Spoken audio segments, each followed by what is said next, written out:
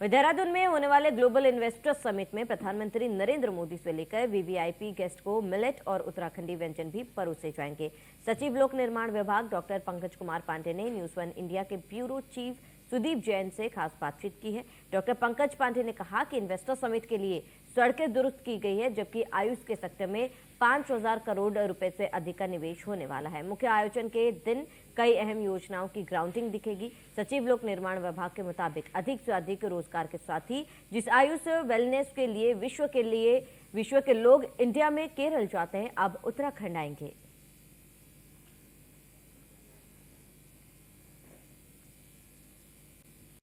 हम प्रतिदिन एक सीनियर ऑफिसर से बातचीत कर रहे हैं। हमारे साथ आज सचिव लोक निर्माण विभाग और आयुष पंकज कुमार पांडे साहब हैं, इनसे बातचीत करते हैं। सर, एक बड़ी जिम्मेदारी इन्वेस्टर समिट है जिसमें सड़कों का सबसे महत्वपूर्ण काम था। दिन रात काम आप लोगों ने किया, अब कुछ थोड़ा सा काम बाकी है। क्या क्या तैयारियां इन्वेस्टर समिट की एज ए पीडब्ल्यूडी सेक्रेटरी आपने की? हम लोगों ने जितने भी आने जाने के रास्ते हैं, जो एयरपोर्ट से आ रहे हैं, रेलवे स्टेशन से आ रहे हैं, आईएसबीटी से, दिल्ली से, हरिद्वार से, उन सारी सड़कों पे हम लोगों ने काम किया है। सब पे नया नया कोट किया गया है ऊपर से, उसमें सब में साइनेजेस, सब में सफ़ेद पट्टी, कैट्स आई, जो भी और बोर्ड लगाए जाने हैं वो उस पर काम किया गया है।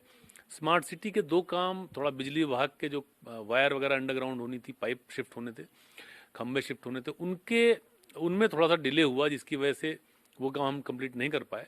तो ईसी रोड का काम अभी कंप्लीट हुआ है थोड़ी देर पहले, और चक्राता रोड का काम जो है सिर्फ बचा हुआ है, उस पर हम लोग काम कर रहे हैं। आज दिन में उस पर काम स्टार्ट किया जा रहा है और मुझे उम्मीद है कि आज रात तक उसको हम ख़त्म कर लेंगे।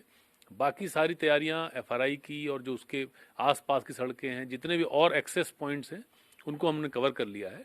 और मुझे उम्मीद है कि एक अच्छा मैसेज, एक अच्छा जो पब्लिक को जो एक फील होता है, फील गुड फैक्टर सड़क की तरफ से निश्चित रूप से मिलेगा।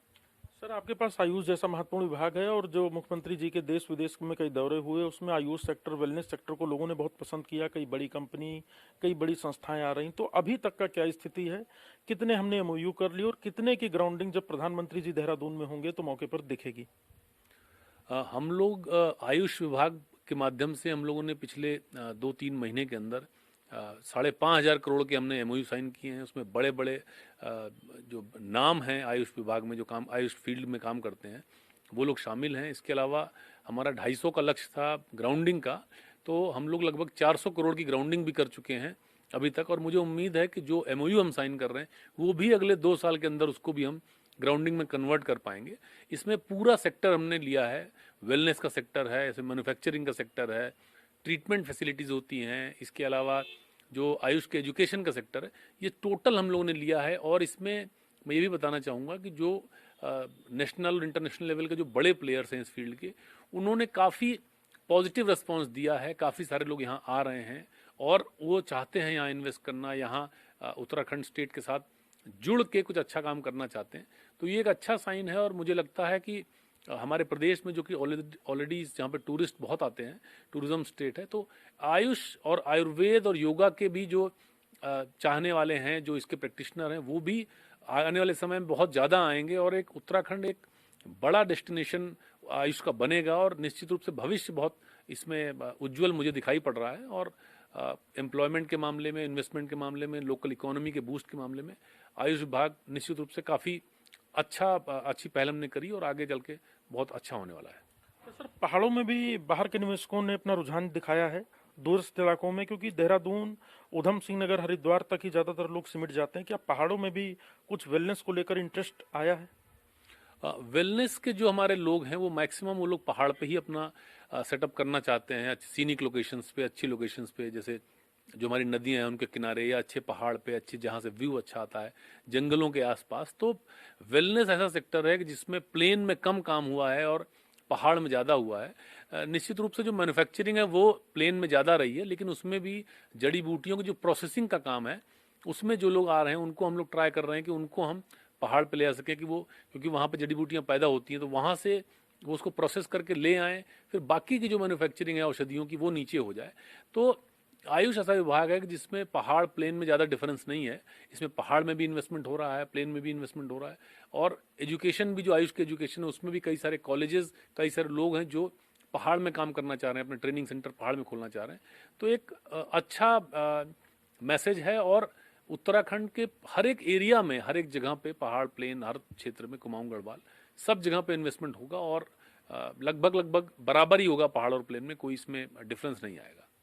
सर, इस बार हमने देखा इन्वेस्टर समिट से पहले जिस प्रकार से सड़कों को बनाने के लिए दिन रात मेहनत की गई वो काबिले तारीफ है। मुख्यमंत्री जी ने भी एक समीक्षा बैठक ली थी और कहा था 30 नवंबर तक काम पूरा करें वरना कार्रवाई होगी। गड्ढा मुक्त कोई सड़क, सारी सड़कें गड्ढा मुक्त हो, कोई लापरवाही ना हो। अभी का स्टेटस क्या है? हम लोगों ने गड्ढा मुक्त करने के लिए जो टारगेट बनाया था, जो 6000 किलोमीटर का करीब टारगेट था हमारा, वो हम पूरा कर चुके हैं 30 नवंबर तक, जैसा कि माननीय मुख्यमंत्री जी के निर्देश थे, उसको हमने पूरा कर लिया है। इसके अलावा मैंने सभी जिलाधिकारियों को ये रिक्वेस्ट की थी कि वो अपनी टीम के माध्यम से, अपने जो जनपद स्तरीय अधिकारी हैं, एसडीएम, बीडीओज के माध्यम से चेक करा लें। अगर उनके हिसाब से कोई सड़क रह गई है या कोई ऐसी चीज़ है जिसको टेकअप किया जाना था, वो हमारे उसमें नहीं आया, तो वो वहाँ से रिकमेंड करेंगे, तो उसके लिए हम अलग से बजट दे के उसको भी अपने लक्ष्य में शामिल कर लेंगे और उसको भी पूरा करेंगे। तो अभी तक कोई ऐसा किसी भी डीएम के यहाँ से हमारे पास कोई ऐसा नई रोड शामिल करने का नहीं आया है। तो जो हमारा लक्ष्य था उसको हम पूरा कर चुके हैं। अगर भविष्य में भी, क्योंकि सड़कें तो टूटती रहती हैं, बनती रहती हैं, लेकिन अगर कोई भी सड़क के बारे में ऐसी जानकारी आती है तो जो निर्देश हैं उच्च स्तर से, उसको हम लोग पूरा करेंगे। पब्लिक को कोई इनकन्वीनियंस नहीं हो, इसके लिए हम लोग लगातार काम कर रहे हैं और आगे भी करते रहेंगे। सर, आपको सड़क के साथ साथ एक महत्वपूर्ण जिम्मेदारी इन्वेस्टर समिट में खान पान को लेकर भी मिली है कि जो वीवीआईपीज आ रहे हैं उनको क्या खाना खाना है, उनकी प्लेटिंग, डेकोरेशन और क्या उनका एक तौर तरीका होता है, क्योंकि इसमें देश विदेश के बड़े निवेशक, उद्योगपति आ रहे हैं। तो सर, इसको कैसे आप कर रहे हैं? क्या मेनू तैयार हो रहा है या कोई रिकमेंडेशन ली गई है? कैसे इस पर काम हो रहा है? खान पान से रिलेटेड बहुत सारी चीज़ें हैं। जैसे जो लोग भी आ रहे हैं उनके स्नैक्स, उनको क्या क्या चीज़ें हम लोग, चाय कॉफ़ी क्या सर्व करेंगे, उनको पानी के क्या अरेंजमेंट होगा, खाना क्या होगा। तो खाने में डिटेल डिस्कशन हुआ है। काफ़ी टाइम से हम लोग काम कर रहे हैं, मेरे साथ कई सारे लोग और अधिकारी भी जुड़े हुए हैं। तो इस पर हम लोग काम कर रहे हैं। उसमें मेन्यू में हम लोग कोशिश कर रहे हैं, क्योंकि जो ईएमसी आए हैं उन्होंने ताज को हायर किया, ताज के शेफ और ताज की पूरी टीम यहाँ पे काम कर रही है। तो हमने ये कहा था कि मेन्यू में मिलेट, क्योंकि इंटरनेशनल ईयर ऑफ मिलेट चल रहा है, भारत सरकार की तरफ से घोषित किया गया था, तो मिलेट के कोई ना कोई आइटम होने चाहिए और 1 या 2 डिश कम से कम पहाड़ की होनी चाहिए, जो हमारे उत्तराखंड की सिग्नेचर डिश हो, जिसको लोग कहें कि हाँ ये उत्तराखंड की चीज़ है।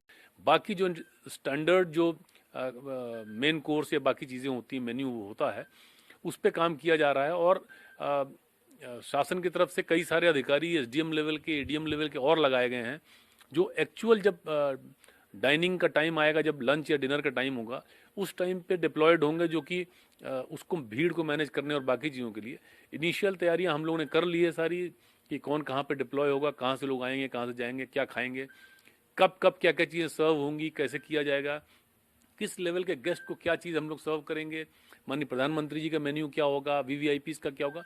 ये सारा काम लगभग हम कर चुके हैं और मुझे उम्मीद है कि एक अच्छा इवेंट होने जा रहा है। और फूड की तरफ से भी और अदरवाइज भी बाकी सारी तैयारियां भी लगभग फाइनल स्टेज में है और इन्वेस्टर समिट एक सक्सेसफुल समिट होगा। तो आप थे आईएएस सचिव पंकज पांडे साहब, जिन्होंने बहुत विस्तार से और विस्तृत जानकारी दी है कि इन्वेस्टर समिट के लिए आखिर कितनी बड़ी और कितनी महत्वपूर्ण जिम्मेदारी उनको दी गई है। खान पान में जहां उत्तराखंड का पारंपरिक भोजन दिखेगा, वहीं मिलेट्स के प्रोडक्ट भी दिखेंगे। इसके लिए बहुत अच्छे शेफ मेन्यू तैयार कर रहे हैं और जो कि जल्दी फाइनल कर लिया जाएगा। कैमरा सहयोगी अंजीत के साथ सुदीप जैन, न्यूज़ 1 इंडिया, देहरादून।